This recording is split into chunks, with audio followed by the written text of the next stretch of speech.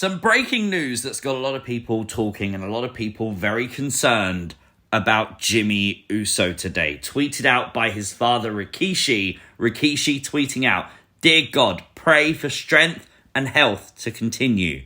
Stay prayed for my boy, hashtag Jonathan Fatu," which is, of course, Jimmy Uso.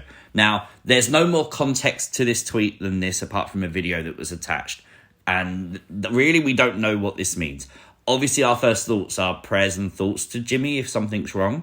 I would like to make a point of Sean Ross Sapp clarifying that he has followed up with people in WWE, and they say that they've spoken to Jimmy Uso, who says that he's fine. Beyond that, Sean Ross Sapp clarifies he has no further context to what Rikishi meant by his tweet. Now, obviously, a lot of people are genuinely concerned, and I think rightfully so.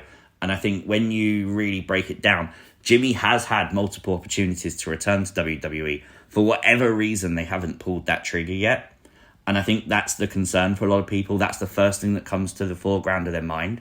So hopefully Jimmy is perfectly fine. Hopefully it is just a creative decision. Hopefully we've taken the Rikishi tweet out of context. We'll have to wait and see. I'm sure if there's anything like that, news will come out in the future. But let's get on to the Wyatt Sicks, because there's a lot to talk about. There's a lot of theory. There's a lot of stuff from Raw. There's a lot of breaking news as well. Let's get into some breaking news, shall we? The Wyatt Sicks tweeting out this picture. Obviously, we saw this on the video Monday, simply with a caption. What we see is determined by what we look for. Now, obviously, Bo Dallas here, you can see that Uncle Howdy mask, that full Howdy mask that we saw Bray wearing, consuming Bo Dallas. A lot of people wondering now if we're going to see that full Howdy mask from Bo in the future. It wouldn't be the first time since his return that Uncle Howdy's mask completely changes. And it brings me back to the movie The Black Phone that we know Jason Baker did the masks for. Now, this was brought up a lot when Howdy was originally around with Bray. The fact that in Black Phone, the masks were changed depending on emotions and stuff. I wonder if they're doing something similar with a character of Uncle Howdy. As for the wording of the tweet, what we see is determined by what we look for. What if that's a message to us? We all jumped to the conclusion on Monday Night Raw that the tease was Braun Strowman potentially joining the Wyatt Sicks, and it definitely could be. We saw that the file name of that image was ARBUN, an anagram of Braun.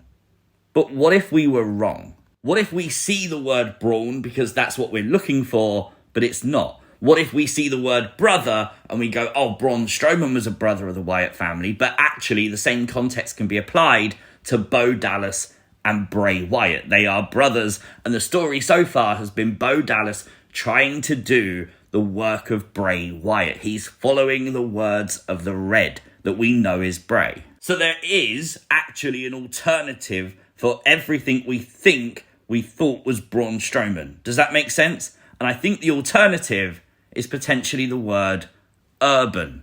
Potentially a little bit of a stretch here, but you could tie in the word urban with the word street, and obviously street trash, which is the Judgment Day. Now, street trash was the name that Judgment Day was going to be changed to, but WWE opted not to do it. For the first time this week, every single member, you can see them all in this picture, was wearing street trash t-shirts. They was talking a lot on Raw about family. Could they be doing something? Are the Judgment Day potentially the next feud for the Wyatt Sicks? I've been doing this theorising stuff for far too long to rule out the possibility now that Braun Strowman's going to join. That still seems like the most likely option, but it's not the only option. So we've got to keep both in our minds and see what happens next time there's a QR code, or next time there's a promo, next time there's a tease, and see where we go from there. However, as we mentioned before on Raw's Things You Might Have Missed, if Braun is the sixth member, where does that leave Alexa Bliss? I think the majority of people believe she's going to join the Wyatt Sicks. So they're going to do the Wyatt 667. I don't know. Like, maybe they do. Maybe they do have more than 6 members. We'll just have to wait and see. Also got to mention Nikki Cross posting this image onto X as well with the caption, "They saved me," with a circle emoji. This is quite interesting. I found this really deep because obviously Nikki Cross being saved by the Wyatt Sicks. They saved her career. She's back on TV. She's finally wrestling again in the WWE ring. The Wyatt Sicks did save her. It's kind of deep, right?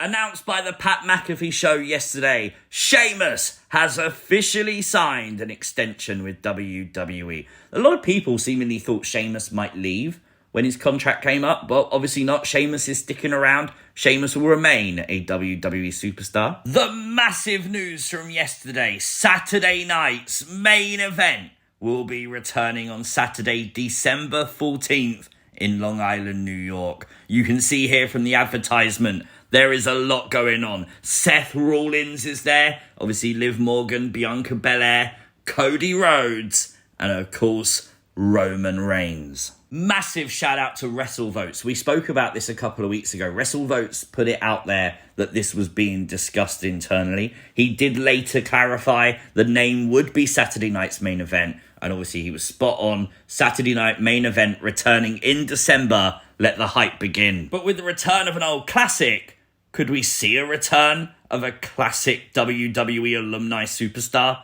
Zack Ryder, now known as Matt Cardona, potentially the Long Island native, will return to WWE. It's at least being teased by his wife Chelsea Green, who would immediately quote tweet the tweet advertising Saturday Night Main Event from WWE with a tweet reading, eye emoji, Long Island, hey, I know a guy from LI. Could it happen?